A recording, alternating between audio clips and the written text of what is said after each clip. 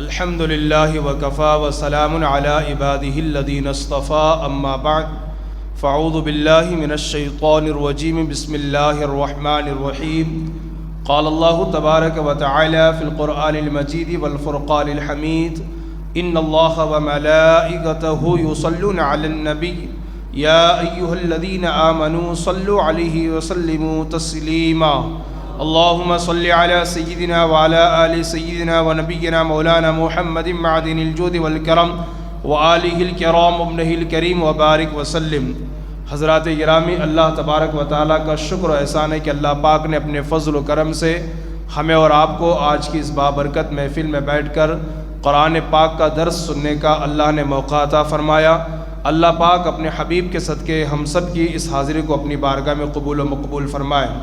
حضرات گرامی، آج میں آپ حضرات کے سامنے پارہ نمبر 17 سورہ انبیاء میں سے کچھ باتیں آپ کے سماعتوں کے حوالے کرنے کی کوشش کروں گا۔ یہ سورۃ الانبیاء ہے، اس میں تقریباً انبیاء کرام کا ذکر اللہ پاک نے بیان فرمایا ہے۔ ان میں سے میں صرف 3 انبیاء کرام کا ذکر آپ کے سامنے رکھنا چاہوں گا۔ ایک تو حضرت ایوب علیہ السلام ہے، اور ایک حضرت زکریا علیہ السلام ہے، اور ایک حضرت یونس علیہ السلام ہے۔ حضرت ایوب علیہ السلام نے جب اپنے رب کو پکارا ہے مصیبتوں میں اور بیماریوں میں، تو اللہ پاک فرماتا ہے کہ ہم نے ان کی پکار کا جواب دیا ہے، ہم نے ان کی دعا کو قبول کیا ہے۔ چنانچہ پارہ نمبر 17 سورہ انبیاء آیت نمبر 83 میں 83 میں اللہ ارشاد فرماتا ہے وَأَيُّوبَ إِذْ نَادَى رَبَّهُ أَنِّي مَسَّنِيَ الضُّرُّ وَأَنْتَ أَرْحَمُ الرَّاحِمِينَ، جس کا ترجمہ یہ ہے، اور ایوب کو یاد کرو جب اس نے اپنے رب کو پکارا کہ بے شک مجھے تکلیف پہنچی ہے اور تو سب رحم کرنے والوں سے بڑھ کر رحم کرنے والا ہے۔ اس کا خلاصہ کلام یہ ہے، حضرت ایوب علیہ السلام کو اللہ پاک نے بہت ساری نعمتوں سے نوازا تھا۔ حسن و جمال بھی اللہ نے انہیں عطا فرمایا تھا، کثیر تعداد میں اولاد بھی اللہ نے انہیں عطا فرمائی تھی، اور بہت سارا زمین اور کھیت اور جانور وغیرہ ساری چیزیں اللہ پاک نے انہیں عطا فرمائی تھی۔ پھر اللہ تبارک و تعالیٰ نے انہیں آزمانا چاہا، ان کا امتحان لینا چاہا۔ تو جب امتحان کا وقت آیا تو سب سے پہلے حضرت ایوب علیہ السلام کا جو مکان تھا، ان کے اس مکان میں جو ان کے بچے بیٹھے ہوئے تھے، اچانک مکان گر جاتا ہے اور دیوار کے نیچے دب کر ان کی ساری اولاد انتقال کر جاتی ہے، سارے بچے مر گئے۔ حضرت ایوب علیہ السلام کی بارگاہ میں آ کر کہا گیا حضور آپ کی اولاد تو انتقال کر گئی ہے۔ حضرت ایوب علیہ السلام نے فرمایا وہ میرا مال کب تھا، وہ تو جس کا تھا اس نے لے لیا ہے، کچھ دنوں کے لیے اللہ نے مجھے وہ مال عطا فرمایا تھا، پھر جب اس نے چاہا تو لے لیا ہے۔ پھر کچھ ہی دنوں میں حضرت ایوب علیہ السلام کے جتنے جانور تھے، خاص طور پر ہزاروں اونٹ اور ہزاروں بکریاں آپ کے پاس موجود تھی، اچانک بیماری پھیلی اور سارے کے سارے اونٹ اور بکریاں تمام جانور ختم ہو گئے۔ پھر آ کر کے کسی نے اطلاع دی تو حضرت ایوب علیہ السلام نے جب سنا تو رب کا شکر بجا لایا اور ارشاد فرمایا کہ وہ جس کا مال تھا اس نے لے لیا، تھوڑے دنوں کے لیے میرے حوالے اس نے کیا تھا، اب وہ لیتا ہے تو اس میں مجھے کوئی شکایت نہیں ہے۔ پھر اس کے بعد اللہ تبارک و تعالیٰ نے اولاد کو لے کر کے آپ کا امتحان لیا، آپ نے صبر کیا، آپ کے جانور کو لے کر کے اللہ نے آپ کا امتحان لیا، آپ نے صبر فرمایا، آپ کی جتنی کھیتی تھی سب برباد ہو گئی، جتنی آپ کی فصل آئی تھی سب برباد ہو گئی۔ کسی نے آ کر کے پھر کہا حضور آپ کی کھیتی تو سب برباد ہو گئی ہے، آپ نے یہی جملہ دہرایا، حتیٰ کہ جب مال اولاد اور کھیتی اور جانور کے امتحان میں حضرت ایوب علیہ السلام کامیاب ہوئے تو اللہ پاک نے خود ان کا امتحان لیا، وہ اس طور پر کہ اللہ پاک نے انہیں بیماری میں گرفتار فرما دیا۔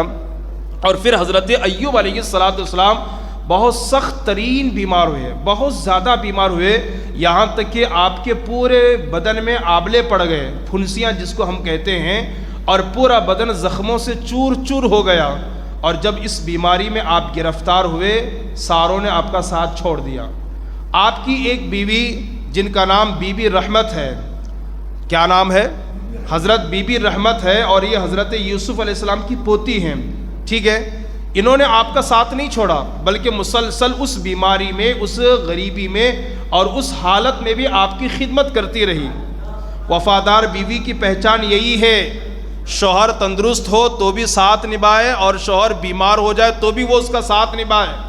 وفادار بیوی، اور میں اکثر کہا کرتا ہوں کہ اللہ پاک سے آپ جہاں بہت کچھ مانگتے ہیں، اللہ سے نیک بیوی بھی مانگیے گا، اس لیے کہ میرے اور آپ کے نبی نے فرمایا الدنیا کلھا متاع وخیر متاع الدنیا المرأۃ الصالحہ، دنیا سارا کا سارا سامان ہے اور دنیا کا بہترین سامان نیک بیوی ہے۔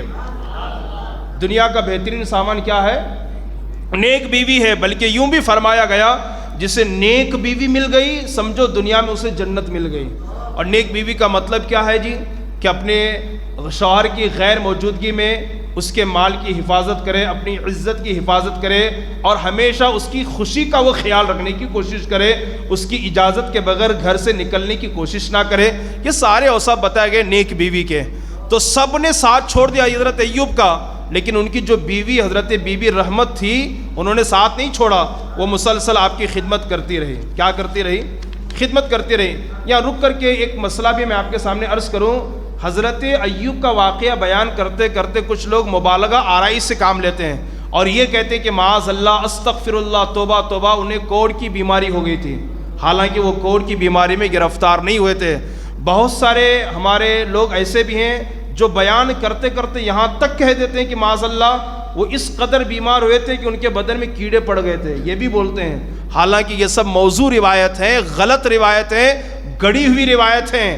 اس لیے کہ یہ قاعدہ، یہ ضابطہ، یہ اصول، یہ قانون یاد رکھیے گا، اللہ پاک اپنے کسی نبی کو ایسی بیماری میں ہرگز گرفتار نہیں کرتا جس سے لوگ نفرت کریں۔ اب ظاہر سی بات ہے کہ کسی کے بدن میں پھنسیاں نکل آ جائے اور بدن کسی کا زخمی ہو جائے اور اس میں کیڑے آ جائیں تو کیا اس سے نفرت نہیں ہوگی؟ اس بیماری سے ہوگی نا۔ تو اللہ پاک اپنے کسی بھی نبی کو ایسی بیماری میں ہرگز گرفتار نہیں کرتا جس سے لوگ نفرت کریں۔ تو یہ سب جو روایت بیان کی جاتی ہے معاذ اللہ وہ کوڑ کی بیماری میں گرفتار تھے یا ان کے بدن میں کیڑے پڑ گئے تھے، یہ سب غلط ہے، یہ مت کیجیے گا۔ ہاں، اللہ پاک نے بہت شدید انہیں بیمار فرمایا اور بہت شدید ان کا امتحان لیا اللہ پاک نے، لیکن جب تکلیف حد سے زیادہ بڑھ گئی، تکلیف جب حد سے زیادہ بڑھ گئی اور بہت زیادہ بے چین و بے قرار ہوئے، تب بھی یہ نہیں کہا انہوں نے کہ مولا مجھے تو شفا عطا فرما، بلکہ اپنے رب کو انہوں نے پکارا، اور جب پکارا تو کیا کہا؟ مولا میں بیمار ہوں، مجھے تکلیف پہنچی ہے اور تو رحم کرنے والا ہے۔ تو کیا کرنے والا ہے؟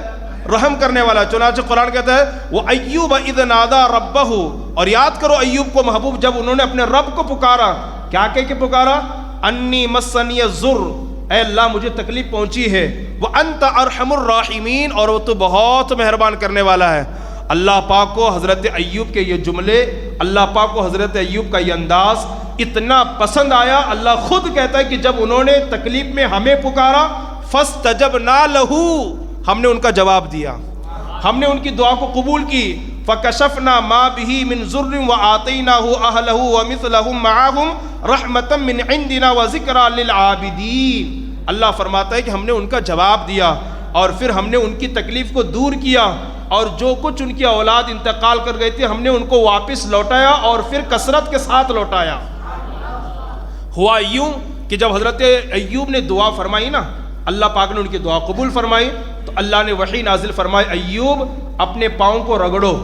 اسی بیماری کے عالم میں حضرت ایوب نے اپنے پاؤں کو یا ایڑیوں سے زمین پر رگڑا تو پانی کا چشمہ جاری ہوا، اور جب پانی کا چشمہ جاری ہوا اللہ پاک نے فرمایا اس پانی سے آپ غسل کر لیں۔ اللہ کے حکم کے مطابق حضرت ایوب علیہ السلام نے غسل فرمایا تو ظاہری جتنی بیماری تھی اللہ پاک نے ان کو ان سے نجات عطا فرمائی، بالکل صحیح سلامت ہو گئے۔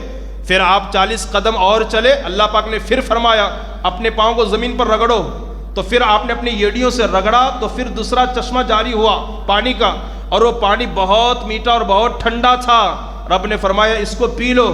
حضرت ایوب علیہ السلام جب اسے نوش فرماتے ہیں، اندر کی جتنی بیماری تھی ان تمام بیماریوں سے اللہ نے شفا عطا فرمائی۔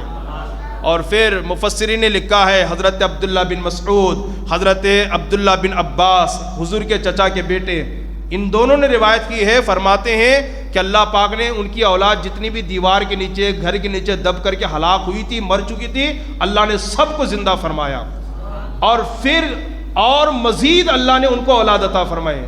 کیسے اللہ نے انہیں اولاد عطا فرمائی تو سنیے.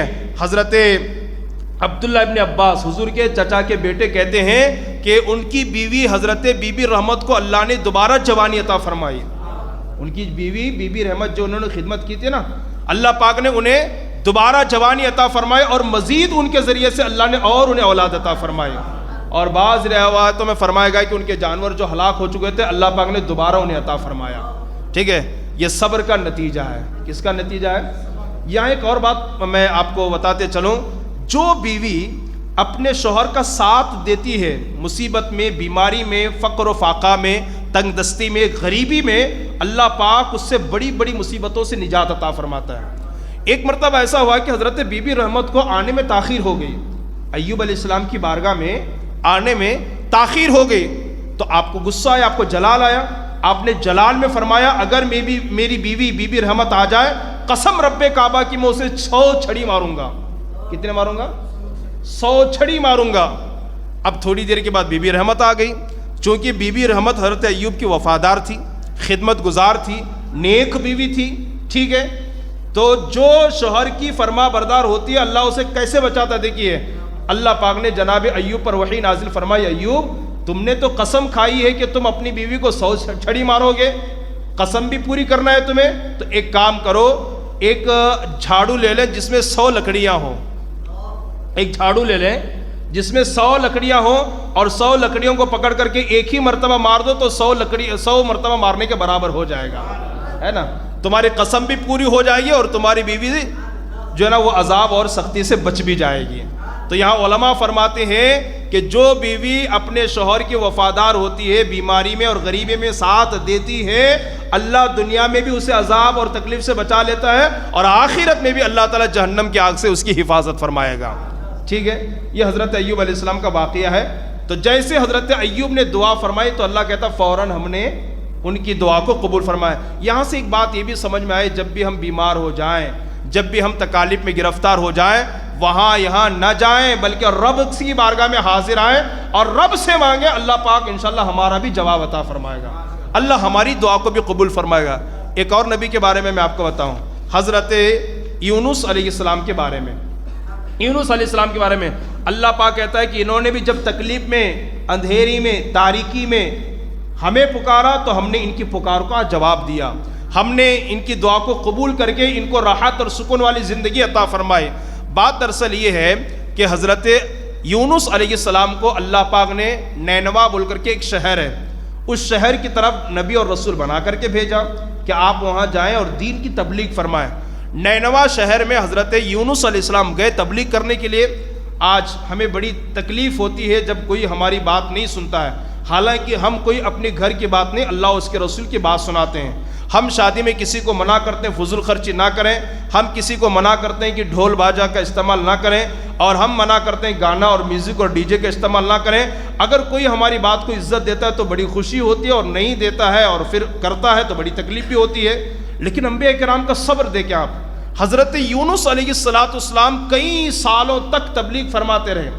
یونس علیہ السلام کئی سالوں تک تبلیغ کرتے رہے, ایک بندہ بھی مسلمان نہیں ہوا, ایک بندہ بھی آپ کی دعوت پر لبیک نہیں کہا. اور پھر ایک وقت وہ بھی آیا کہ حضرت یونس علیہ السلام اپنی قوم سے کہتے ہیں میں تو تمہیں خدا کی طرف بلا رہا ہوں, اللہ کی بارگاہ کی طرف بلاتا ہوں. آئے دن تم بے حیائی گناہوں میں گرفتار ہوتے جا رہے ہو اور بت پرستی تمہارے درمیان عام ہوتی جا رہی ہے. 3 دن کے اندر اب تمہارے اوپر اللہ کا عذاب آئے گا, 3 دن کے اندر آئے گا.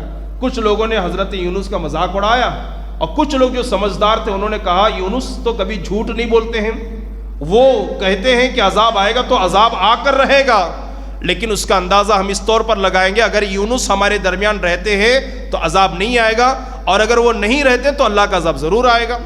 تو حضرت یونس علیہ السلام نے یہ کہہ کر کیا کیا کہ راتوں راتوں نکل گئے. صبح ہوتے ہی نکل گئے.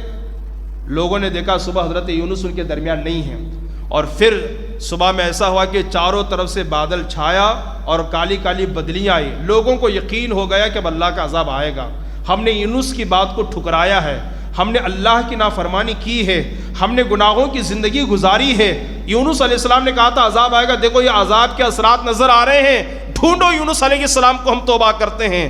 لیکن یونس علیہ السلام بہت دور جا چکے تھے، وہ دور سے اللہ کا عذاب دیکھنا چاہ رہے تھے، چھپ گئے تھے۔ لوگوں نے چاروں طرف یونس علیہ السلام کو تلاش کیا، کہیں یونس علیہ السلام نظر نہیں آئے، کہیں نظر نہیں آئے۔ پھر اس کے بعد کیا ہوا کہ جب یونس علیہ السلام نظر نہیں آئے تو سارے لوگ میدان میں جمع ہو گئے، مرد عورت بوڑھے بچے جوان سب آ گئے۔ مرد اپنی بیویوں سے الگ ہو گئے، مائیں اپنے بیٹوں سے الگ ہو گئے۔ اب سارے میدان میں جمع ہو کر سچے دل سے توبہ و استغفار کرتے ہیں، گڑ گڑا کر کے اللہ کو مناتے ہیں، اللہ ہم سے غلطی ہو گئی تو ہمیں معاف کر دے، اللہ ہم سے خطا ہو گئی تو ہمیں معاف کر دے، مولا اس عذاب سے تو ہمیں نجات عطا فرما، بچا لے، ہم ضرور تیرے پیغمبر یونس پر ایمان لے کر کے آئیں گے۔ اللہ پاک نے ان کی دعا قبول فرمائی، جو عذاب آیا تھا وہ ٹل گیا۔ یہ تاریخ میں پہلی قوم ایسی ہے کہ جن پر عذاب آنے کے بعد واپس چلا گیا ہے، ورنہ جب بھی جس قوم پر بھی عذاب آیا ہے تو تباہی مچا کر کے گیا ہے، ہلاکتیں اور تباہیاں مچا کر کے عذاب رخصت ہوا ہے۔ لیکن یونس علیہ السلام کی قوم پر جب عذاب آیا اور انہوں نے سچے دل سے توبہ کی ہے، توبہ کی برکت، استغفار کی برکت، رونے اور گڑ گڑانے کی برکت یہ ہوئی اللہ نے آئے ہوئے عذاب کو واپس لوٹا دیا۔ حضرت یونس علیہ السلام دور سے یہ سب منظر دیکھ رہے تھے، چھپ کر کے، ٹھیک چھپ کر کے دیکھ رہے تھے۔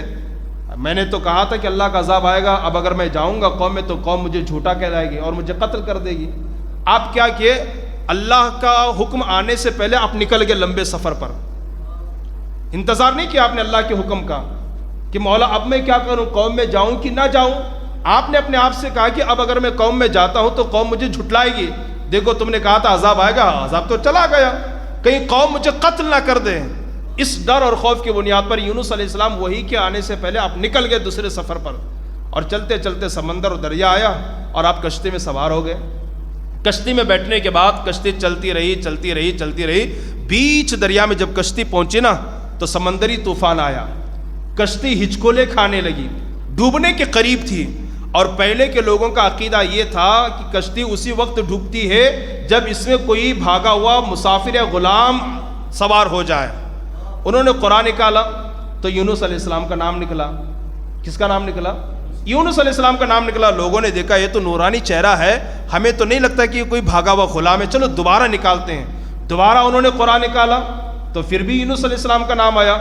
پھر یونس علیہ السلام بہت ہی خوبصورت، بہت ہی مہربان، بہت ہی نرم دل، بہت ہی اچھے انسان لگتے ہیں، یہ تو نہیں ہو سکتے۔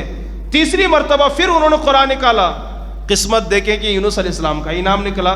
تب حضرت یونس علیہ السلام نے کشتی میں سوار لوگوں سے کہا، ہاں میں اپنے رب کا بھاگا ہوا غلام ہوں، میں اپنے رب کا بھاگا ہوا غلام ہوں۔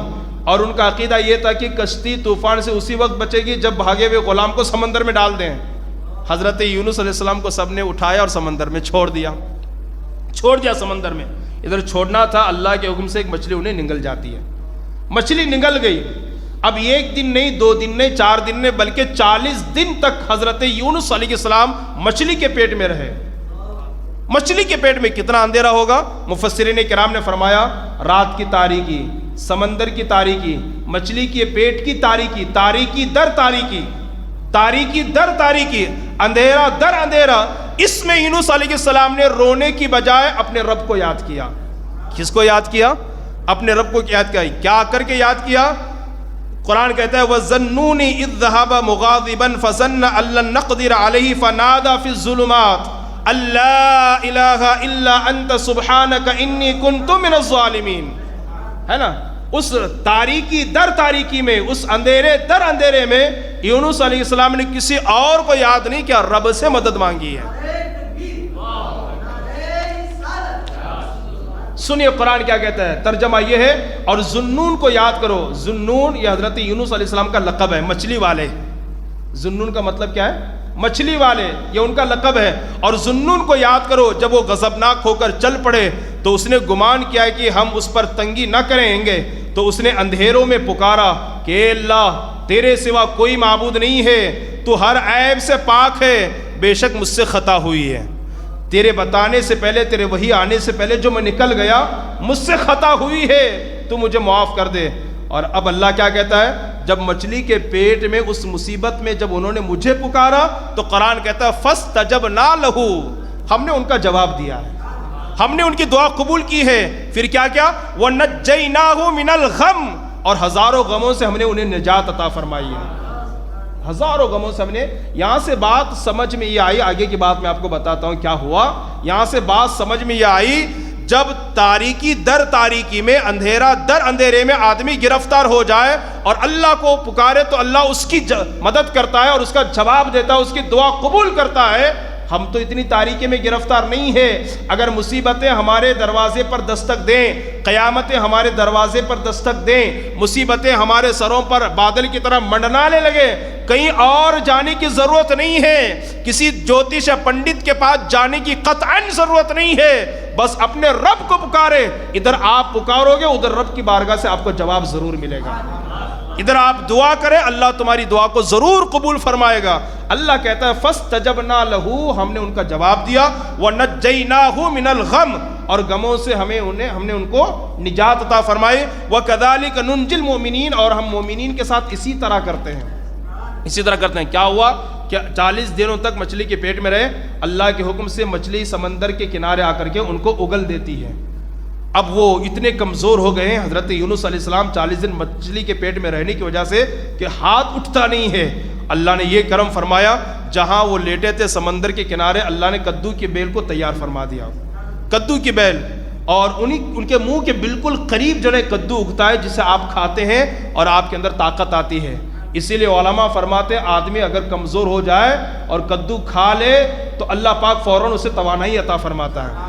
چونکہ کدو کھانے سے یونس علیہ السلام کو فوراً تندرستی ملی تھی، اور عشاق تو اسے کدو نہیں کہتے بلکہ کدو شریف کہتے ہیں۔ کیا کہتے ہیں عشاق؟ کدو شریف کہتے ہیں۔ اور حضور کی بارگاہ میں ایک مرتبہ کدو کو لایا گیا، حضور نے مسکرا کر کے فرمایا ارے اس کو لاؤ، ہم اس کو کھاتے ہیں، یہ میرے بھائی یونس کی غذا ہے، یہ میرے بھائی یونس کی کدو شریف کھایا کیجیے کبھی، ہے نا، اس سے صحت اور تندرستی ملتی ہے۔ اور بعض روایتوں میں فرمایا گیا آپ کدو کھاتے ہیں اور ایک ہرن جو ہے نا وہ اب آپ کو آ کر کے جو ہے نا وہ قریب سے دودھ پلا کر کے چلی جاتی ہے نا۔ اس طرح حضرت یونس علیہ السلام کی پرورش ہوئی، اور پھر جب آپ تندرست ہوئے اپنی قوم میں لوٹ کر کے آئے، جب قوم کی نظر آپ پر پڑتی ہے تو ساری قوم آپ کے قدموں میں گر جاتی ہے اور کہتے ہیں حضور ہم آپ پر ایمان لاتے ہیں، ہم سے جو کچھ خطائیں ہوئی آپ معاف فرما دیں۔ ٹھیک ہے، اس واقعے کو بھی اللہ پاک نے 17ویں پارے سورہ انبیاء میں بیان فرمایا ہے۔ یہ 2 انبیاء کرام ہو گئے جنہوں نے اپنے رب کو پکارا تو اللہ نے ان کے پکار کا جواب دیا، جب انہوں نے دعا کی تو اللہ نے فوراً ان کی دعا کو قبول فرما لیا۔ ایک حضرت ایوب علیہ السلام، ایک حضرت یونس علیہ السلام، تیسرے کون ہیں؟ حضرت زکریا علیہ السلام۔ انہوں نے بھی رب کو پکارا، کیا کہہ کے پکارا؟ سنیں، قرآن کہتا ہے آیت نمبر 89 سورہ انبیاء اور پارہ نمبر 17، وَزَكَرِيَّا إِذْ نَادَى رَبَّهُ رَبِّ لَا تَذَرْنِي فَرْدًا وَأَنْتَ خَيْرُ الْوَارِثِينَ۔ قرآن کہتا ہے اور زکریا کو یاد کرو، اور یہ اللہ کس سے کہہ رہا ہے؟ بولیے، اپنے نبی سے کہہ رہا ہے۔ محبوب زکریا کا واقعہ یاد کیجئے، یونس کا واقعہ یاد کیجئے، ایوب کا واقعہ یاد کیجئے۔ مجھے یہ بتائیے دنیا میں حضرت ایوب پہلے آئے کہ حضور پہلے آئے ہیں؟ حضرت ایوب پہلے آئے نا۔ دنیا میں حضرت یونس پہلے آئے کہ حضور پہلے آئے ہیں؟ یونس علیہ السلام پہلے نا۔ حضرت زکریا دنیا میں پہلے آئے کہ حضرت مختار کائنات دنیا میں پہلے آئے ہیں؟ حضرت زکریا پہلے آئے ہیں نا۔ اور اللہ کہہ رہا ہے ان کے واقعے کو یاد کیجئے۔ میں آپ سے یہ بات اسی وقت کہوں گا حاجی صاحب وہ بات یاد کیجئے، وہ واقعہ یاد کیجئے جب آپ کے سامنے یہ واقعہ گزرا ہو۔ اس کا مطلب یہ کہ حضور گرچہ بعد میں آئے ہیں لیکن پہلے آنے والے تمام انبیاء کے حالات حضور کی نگاہوں کے سامنے ہیں۔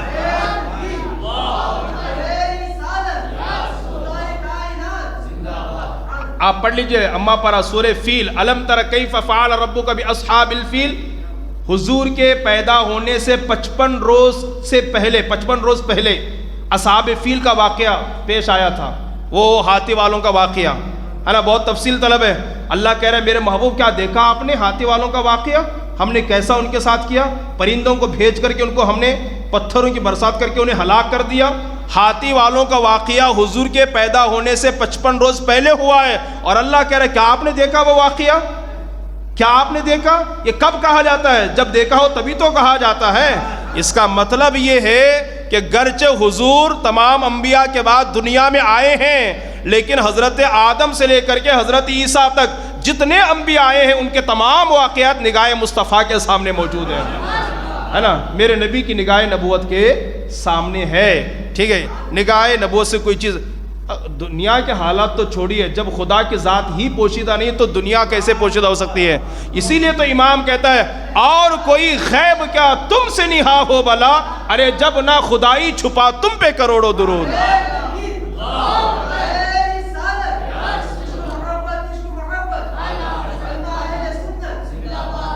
جب خدا ہی نہیں چھپا آپ کی نگاہ سے تو خدا کی خدائی کیسے چھپ سکتی ہے؟ اور ایک جگہ میرا امام کہتا ہے دل فرش پر ہے تیری نظر، سر عرش پر ہے تیری گزر۔ دل فرش پر ہے تیری نظر، سر عرش پر ہے تیری گزر، ملکوت و ملک میں کوئی شے نہیں وہ جو تجھ پہ عیا نہیں ہے۔ کوئی شے ایسی نہیں ہے جو تجھ پہ عیا نہیں ہے، سارا تو میرے نبی پر جو نا وہ عیا ہے۔ اور آقا فرماتے میں ساری کائنات کو ایسے دیکھتا ہوں جیسے ہاتھ کے ہتھیلی میں رائے کا دانہ۔ خیر، تو حضرت مختار کائنات صلی اللہ علیہ وسلم کے فضائل تو بے شمار ہیں۔ اب حضرت زکریا نے کیا کہہ کے پکارا؟ اللہ کہہ رہا اور یاد کرو زکریا کو جب اس نے اپنے رب کو پکارا، کیا کہہ کے پکارا؟ اے میرے رب مجھ کو اکیلا نہ چھوڑ اور تو سب سے بہتر وارث ہے۔ یعنی حضرت زکریا کو کئی سال ہو گئے اولاد نہیں ہوئی تھی، تو انہوں نے اللہ کی بارگاہ میں دعا کی میرے مولا مجھے تو اکیلا نہ چھوڑنا، بے اولاد نہ چھوڑنا، بلکہ تو مجھے اولاد عطا فرما۔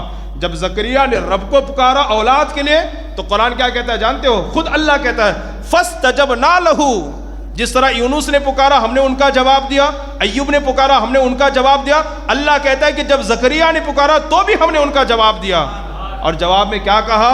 وَوَهَبْنَا لَهُ يَحْيَا، ہم نے کہا کہ ہم تجھے یحییٰ عطا کریں گے۔ کیا عطا کریں گے؟ یحییٰ جیسا بیٹا عطا کریں گے۔ اور یحییٰ وہ نبی ہیں جن کو بچپن ہی میں اللہ پاک نے کیا نبوت عطا فرمائی ہے۔ یحییٰ علیہ السلام کے بارے میں بات آئے گی تو یہاں پر ایک نقطہ بتا کر کے جو الملفوظ میں میرے امام نے بیان کیا ہے آگے بڑھوں۔ یحییٰ علیہ السلام نے اللہ کی بارگاہ میں دعا کی میرے مولا تو مجھے ایسا بنا دے کہ کوئی میری برائی نہ کرے، ہے نا، تو مجھے ایسا بنا دے کہ کوئی میری برائی نہ کرے۔ رب نے فرمایا یہ چیز تو، یہ آپشن تو میں نے اپنے لیے نہیں رکھی ہے، یہ چیز تو میں نے اپنے لیے نہیں رکھی ہے کہ بہت سارے لوگ میرا شریک ٹھہراتے ہیں، میرا انکار کرتے ہیں، مجھے گالیاں دیتے ہیں، لیکن اب امام احمد رضا اعلیٰ حضرت فرماتے ہیں نبی کی دعا کبھی خالی نہیں جاتی ہے، نبی کی دعا کبھی خالی نہیں جاتی ہے۔ حضرت یحییٰ نے کہا تھا مولا مجھے ایسا بنا دے کوئی میری برائی نہ کرے۔ اور انبیاء تو چھوڑیے، امام الانبیاء کی توہین کرنے والے موجود ہیں دنیا میں، لیکن جناب یحییٰ کی توہین کرنے والا دنیا میں آج تک پیدا ہی نہیں ہوا ہے۔ جناب یحییٰ کی توہین کرنے والا آج تک دنیا میں پیدا ہی نہیں ہوا ہے۔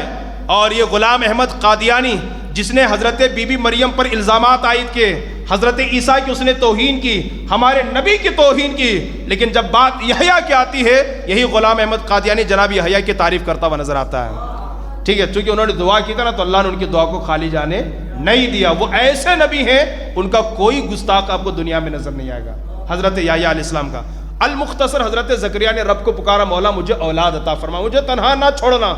اور ان کی بیوی اس عمر کو پہنچ چکی تھی کہ اب بچے پیدا ہونے کا کوئی تصور ہی نہیں کر سکتا، جس کو ہم کہتے ہیں بانجھ، ہے نا۔ اللہ کہتا ہے کہ ہم نے ان کی بیوی کے بانجھ پن کو دور کیا اور پھر ہم نے ان کو اولاد عطا فرمائے۔ دیکھیے قرآن میں خود کہتا ہے فَاسْتَجَبْنَا لَهُ وَوَهَبْنَا لَهُ يَحْيَىٰ وَأَصْلَحْنَا لَهُ زَوْجَهُ إِنَّهُمْ كَانُوا يُسَارِعُونَ فِي الْخَيْرَاتِ وَيَدْعُونَنَا رَغَبًا وَرَهَبًا وَكَانُوا لَنَا خَاشِعِينَ، جس کا ترجمہ یہ ہے تو ہم نے اس کی دعا قبول کی اور اسے یحییٰ عطا فرمایا اور اس کے لیے اس کی بیوی کو قابل بنا دیا، اس کے لیے اس کی بیوی کو قابل بنا دیا۔ بے شک وہ نیکیوں میں جلدی کرتے تھے اور ہمیں بڑی رغبت سے اور بڑے ڈر سے پکارتے تھے اور ہمارے حضور دل سے جھکنے والے تھے۔ یہ حضرت یحییٰ علیہ السلام ہے۔ اور بھی حضرت یہاں پر انبیاء کرام کا تذکرہ ہے، حضرت اسماعیل کا، حضرت ادریس کا، حضرت ذوالکفل کا، ان سب کے بارے میں اللہ کہتا ہے کل من الصابرین، یہ تمام کے تمام انبیاء کرام صابرین میں سے تھے۔ میں نے صرف 3 انبیاء کرام کا ذکر آپ کے سامنے کیا ہے کہ ایوب علیہ السلام جب بیماری میں گرفتار ہوئے کہیں اور کا چکر انہوں نے نہیں لگایا بلکہ اپنے رب کو پکارا، اور جیسے رب کو پکارا ہے تو اللہ پاک نے ان کی پکار کا جواب دیا اور فوراً ان کی دعا قبول کر کے انہیں بیماریوں سے، ظاہری اور باطنی دونوں بیماریوں سے اللہ پاک نے انہیں نجات عطا فرمائی۔ حضرت یونس علیہ السلام جب مچھلی کے پیٹ میں گرفتار ہوئے اور اندر جا کر کے آپ نے دعا کی، لا الہ الا انت سبحانک انی کنت من الظالمین، اس دعا کی برکت سے اللہ پاک نے انہیں بھی نجات عطا فرمائی اندھیرے سے۔ اور حضرت زکریا نے جب رب کو بیٹے کے حوالے سے پکارا تو اللہ پاک فرماتا ہے کہ ہم نے ان کی دعا کو بھی قبول کی ہے اور ان کا جواب بھی ہم نے عطا فرمایا ہے۔ یہاں سے یہ بات ہمیں اور آپ کو سمجھ میں آئی، ہم بھی جب بھی گرفتار ہو جائیں پریشانیوں میں، مصیبتوں میں، بیماریوں میں اور بے قراریوں میں، کہیں اور کا چکر نہ لگائیں بلکہ خدا کے گھر میں آئیں، اس کے گھر کے مہمان بنیں اور اس کی بارگاہ میں اپنی پیشانی کو جھکا کر اسے پکاریں۔ میرا وجدان، میرا یقین بلکہ میرا ایمان کہتا ہے آپ ادھر پکاریں گے، اللہ پاک آپ کی پکار کا جواب فوراً عطا فرمائے گا، فوراً آپ کی دعا کو اللہ پاک قبول فرمائے گا۔ اور صبر کے حوالے سے بہت ساری یہاں پر حدیث پاک بیان کی گئی ہے، مصیبتوں پر صبر کریں جیسے ایوب علیہ السلام نے صبر کیا، حضرت یونس نے جیسے صبر کیا، قوم جھٹلاتی رہی آپ نے صبر کیا۔ اور میں ایک حدیث پاک ضرور آپ کو پڑھ کر کے سناؤں گا۔ لوگ یہ سوچتے ہیں اور یہ کہتے ہیں یار نماز میں پڑھتا ہوں، سنت کا پابند میں ہوں، شریعت کا پابند میں ہوں اور داڑھی میں رکھتا ہوں، امامہ شریف میں پہنتا ہوں، لیکن پھر بھی پریشانیاں میرے ساتھ کیوں ہیں؟ یہ سوچ آتی ہے نا۔ ایک بات یاد رکھ کے لے کے چلیں، جو جتنا زیادہ دیندار ہوتا ہے اس کے ساتھ آزمائش بھی اتنی زیادہ ہوتی ہے، جو رب کی بارگاہ سے جتنا زیادہ قریب ہوتا ہے اس کا امتحان بھی اتنا زیادہ ہوتا ہے، اتنا زیادہ اس کا امتحان ہوتا ہے۔ سنیے، حضرت سعد رضی اللہ تعالیٰ عنہ فرماتے ہیں میں نے رسول اللہ صلی اللہ علیہ وسلم کی بارگاہ میں عرض کیا، یا رسول اللہ لوگوں میں سب سے زیادہ آزمائش کس پر ہوتی ہے؟ یہ سنیے نبی کا فرمان، لوگوں میں سب سے زیادہ آزمائش، امتحان کس کا ہوتا ہے؟ اور یہاں لوگ سوچتے رہتے ہیں ارے دیکھو جی انہیں نماز پڑھ رہا ہے کیا حال ہے، اور ہم تو 2 نمبر دھندا کر رہے ہیں پھر بھی مزے کی زندگی ہے۔ تیرا امتحان نہیں ہوتا اس بات کی علامت ہے کہ تو رب کی بارگاہ سے دور ہے، خدا کے گھر سے تو دور ہے۔ سنو نبی نے فرمایا، حضرت سعد نے جب پوچھا یا رسول اللہ سب سے زیادہ آزمائش کس کی ہوتی ہے؟ آقا کریم صلی اللہ علیہ وسلم نے ارشاد فرمایا انبیاء کرام کی۔ کیا؟ انبیاء کرام کی۔ پھر نبی نے فرمایا پھر درجہ بدرجہ مقربین کی۔ آدمی کی آزمائش اس کے دین کے مطابق ہوتی ہے، اگر وہ دین میں مضبوط ہو تو سخت آزمائش ہوتی ہے، اور اگر وہ دین میں کمزور ہو تو دین کے حساب سے آزمائش کی جاتی ہے۔ اور مجھے بتائیے پوری دنیا میں نبی سے بڑھ کر دیندار کون ہو سکتا ہے؟ پوری دنیا میں نبی سے سچا کون ہو سکتا ہے؟ اور پوری دنیا میں نبی سے زیادہ بڑھ کر خدا کی بارگاہ سے قریب کون ہو سکتا ہے؟ پوری دنیا میں چاہے فرشتے ہوں، چاہے جنات ہوں، چاہے انبیاء ہوں، چاہے انسان ہوں، کسی نے عالم بیداری میں رب کی ذات کا دیدار نہیں کیا سوائے مصطفیٰ کے۔ اور میرے مصطفیٰ نے میرے رب کو یوں دیکھا کہ قرآن کہتا ہے ما زاغ البصر وما طغى، کہ مصطفیٰ نے معراج کی رات اپنے خدا کو یوں دیکھا کہ آنکھیں نہ پلکی نہ ادھر ادھر متوجہ ہوئیں، جی بھر کے دیکھا۔ اس سے بڑی کیا دلیل چاہیے آپ کو کہ میرے آقا سب سے زیادہ قریب ہیں اللہ کے؟ لیکن خود آقا فرماتے جتنا مجھے ستایا گیا ہے نا دین کی راہ میں کسی کو بھی نہیں ستایا گیا، جتنا مجھے ستایا گیا ہے کسی اور کو نہیں ستایا گیا ہے۔ کوئی یہ سوچ سکتا ہے وہ تو سب سے زیادہ قریب ہیں، ان کی آزمائش کیوں؟ اس لیے کہ یہ دنیا کیا ہے؟ مومنین کے لیے قید خانہ ہے، یہ آزمائش کی جگہ ہے، امتحان دینے کے لیے ہم دنیا میں آئے ہیں۔ کیا اللہ کو نہیں معلوم کون جنتی ہے کون جہنمی ہے؟ کیا اللہ کو نہیں معلوم کون ایمان والا ہے کون ایمان والا نہیں ہے؟ اللہ کو نہیں معلوم کون شقی ہے کون سعید ہے؟ اللہ کو نہیں معلوم کون بدکار ہے کون نیکوکار ہے؟ سب معلوم ہے، لیکن 29ویں پارے میں اللہ خود فرماتا ہے تبارک الذی بیدہ الملک وہو علی کل شیء قدیر الذی خلق الموت والحیات لیبلوکم ایکم احسن عملا۔ خود اللہ فرماتا ہے ہم نے موت اور زندگی کو اس لیے پیدا کیا، تمہیں دنیا میں اس لیے بھیجا ہے تاکہ ہم تمہیں آزمائیں کہ تم میں اچھا عمل کون کرتا ہے۔ اگر مصیبتیں آپ کے دروازے پہ دستک دے، مصیبتیں آپ کا ویلکم کریں تو گھبرانے کی ضرورت نہیں ہے، پریشان ہونے کی ضرورت نہیں ہے۔ ہو سکتا ہے میری کوئی نیکی اللہ کو پسند ہے، ہو سکتا ہے میرا کوئی عمل اللہ کو پسند ہے، اور پھر جب مصیبتوں میں گرفتار ہو جائیں تو کیا کرنا چاہیے ہمیں؟ خود قرآن سے پوچھے تو قرآن کہتا ہے قرآن کہتا ہے ہوا مولانا، ارے جس نے تمہیں مصیبت دی ہے نا وہی تمہارا مددگار ہے۔ وہی تمہارا مولا ہے، اسی سے مدد طلب کریں. آپ طلب کریں گے تو اللہ آپ کی مصیبتوں سے آپ کو نجات عطا فرمائے گا. تو پتہ یہ چلا آج کے بعد یہ دماغ سے نکال دیجئے، نماز میں پڑھتا ہوں، سنت پر عمل میں کرتا ہوں، نیکوکار میں ہوں، غیبت سے میں بچتا ہوں، داڑھی میں رکھتا ہوں، قرآن کی تلاوت میں کرتا ہوں، پھر بھی یہ امتحان، یہ آزمائش، مصیبتیں میرے ساتھ کیوں ہے؟ وجہ اس کی یہ ہے کہ جو دین میں زیادہ مضبوط ہوتا ہے اس کے ساتھ اتنی زیادہ آزمائش بھی ہوتی ہے. اور بہت سارے لوگ سینہ تان کر کے کہتے ہیں، ہم نے دیکھا ہے محلے اور معاشرے کے اندر سینہ تھان کر کے کہتے ہیں. بلکہ میں بتاؤں، مسجد میں بیٹھا ہوں، ہے نا، مسجد میں بیٹھا ہوں، ایک عالم دین جو آج اللہ تبارک و تعالیٰ انہیں جلدی رہائی عطا فرمائے، ہے نا، ہماری دعائیں ان کے ساتھ ہے. ان کے بارے میں کہا دیکھو جتنا دنیا بھر میں دین کا کام کرتے ہیں، بے باک ہو کر کے بولتے ہیں، اللہ اس کے رسول کے پیغام پہنچا رہے، حالت کیا ان کی ہے نا، کیا حالت ہے؟ ظالم تجھے کیا معلوم، یہ تو صرف مفتی سلمان ہے، یہ تو صرف سلمان اظہری ہے. نبی پاک صلی اللہ علیہ وسلم کا سوشل بائیکاٹ کیا گیا اور 3 سال کے لیے شعب ابی طالب میں قید کیا گیا ہے. اگر مفتی سلمان صاحب 3 مہینے 6 مہینے کے لیے جاتے ہیں تو کون سی بڑی بات ہے؟ اللہ کے نام پہ، رسول کے نام پہ، صحابہ کے نام پہ، اولیاء کے نام پہ کون سی بڑی بات ہے؟ ارے وہ جس کا پرچار کر رہے ہیں، جس کے غلام ہیں، وہ محمد رسول اللہ تو 3 سال تک شعب ابی طالب میں قیدی بنے ہوئے ہیں. شعب ابی طالب میں انہیں 3 سال کے لیے قید کیا گیا ہے. اور ان کا جیل میں جانا، ان کا مصیبتوں سے گزرنا اس بات کی علامت ہے کہ وہ خدا اور خدا کے رسول کی بارگاہ سے قریب ہے، اللہ اس کے رسول کی بارگاہ سے قریب ہیں. قمر غنی عثمانی آج جیل کے سلاخوں کے پیچھے، یہ اس بات کی علامت ہے کہ ان کا کوئی عمل.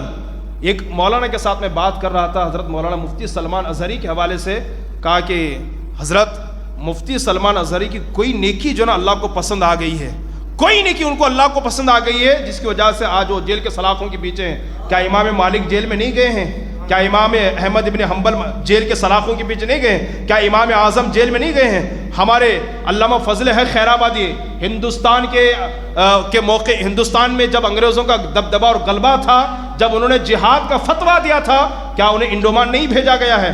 کالا پانی کی سزا انہیں نہیں دی گئی ہے؟ کیا انہیں سولی پہ نہیں چڑھایا گیا ہے؟ کیا انہیں جیل میں بند نہیں کیا گیا ہے؟ اللہ اکبر. یہ جیل میں جانا کوئی عیب کی بات نہیں ہے، بلکہ یہ انبیاء، اولیاء، علماء، صحابہ کی تو سنت ہے، ان کی سنت ہے. تو جو اللہ کی بارگاہ سے جتنا زیادہ قریب ہوتا ہے اس کی آزمائش اتنی زیادہ ہوتی ہے. تو لوگ کچھ ایک مرتبہ کہہ رہے تھے دیکھو دنیا بھر میں دین کا کام کر رہے ہیں، پڑوسی ملک میں انہیں سنا جاتا ہے، یہاں سنا جاتا ہے، دبئی میں سنا جاتا ہے، وہاں سنا جاتا ہے، یہاں سنا جاتا ہے، سب ان کو شوق سے سنتے ہیں، بلکہ ان کو سننے کے لیے دور دراز سے لوگ آتے ہیں. لیکن آج ان کے ساتھ کیا معاملہ کیا جا رہا ہے؟ اس کا مطلب ہے کہ وہ اللہ کی بارگاہ سے قریب ہے، رسول کی بارگاہ سے قریب ہیں. آپ بھی اگر مصیبتوں میں گرفتار ہو جائیں تو اپنا دل چھوٹا مت کیجئے، خوشی منائیے، اپنے رب کا شکر بجا لائیے کہ اللہ پاک کو آپ کی کوئی نیکی پسند آئی ہے. کیا حضرت سیدہ زینب نے 2 سجدے نہیں کیے تھے کربلا کے میدان میں؟ اور جیسے ان کے بچے شہید ہوئے، اون و محمد، ہے نا، شہادت کی خبر سن کر کے فوراً سیدہ زینب سجدے میں جاتی ہے اور رب کا شکر بجا لاتی ہے اور کہتی ہے اللہ تیرا شکر ہے کہ تو نے میرے بچوں کی قربانی کو قبول فرما لیا ہے، تو نے میرے بچوں کی قربانی کو قبول فرما لیا ہے.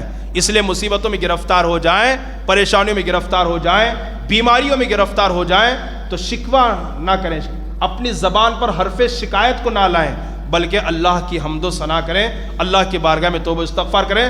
ہاں البتہ مہلک بیماریوں سے اللہ سے ضرور پناہ مانگے، جو ہلاک کر دینے والی بیماریاں ہیں اللہ پاک ان سے تو ہماری حفاظت فرما. آج آپ کو یہ پیغام لے کر کے جانا ہے. حضرت زکریا علیہ السلام نے رب کو پکارا تو رب نے ان کا جواب دیا، حضرت ایوب علیہ السلام نے رب کو پکارا تو اللہ پاک نے ان کا جواب دیا، اور حضرت یونس نے رب کو پکارا تو اللہ پاک نے ان کا جواب دیا. ہم بھی ان کے نقش قدم پر چلتے ہوئے رب کو پکاریں گے تو انشاءاللہ رب بھی ہمارا جواب دے گا اور ہماری دعا کو قبول فرمائے گا. اللہ کی بارگاہ میں دعا گوں کہ اللہ پاک کہنے سننے زیادہ عمل کی توفیق عطا فرمائے. اللہ تبارک و تعالی ہم تمام لوگوں کو انبیاء کرام کے نقش قدم پر چل کر اپنی دنیا اور آخرت کو بہتر سے بہتر بنانے کی توفیق عطا فرمائے. وما علینا الا البلاغ. السلام علیکم.